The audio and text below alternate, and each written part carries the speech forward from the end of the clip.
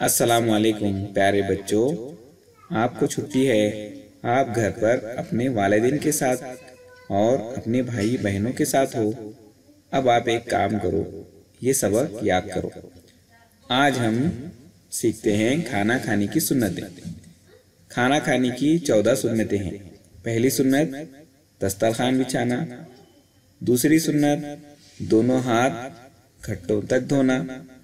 तीसरी सुन्नत खाने से पहले की दुआ पढ़ना। चौथी सुन्नत एक जान या दो जानों बैठना। पांचवी सुन्नत दाएं हाथ से खाना। छठी सुन्नत अपने सामने से खाना। सातवीं सुन्नत 3 उंगलियों से खाना।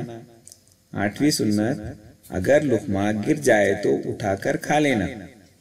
नवीं सुन्नत बर्तन और उंगलियों को चाट कर साफ करना। 10वीं सुन्नत टेक लगाकर ना खाना। 11वीं सुन्नत खाने में ऐब ना निकालना।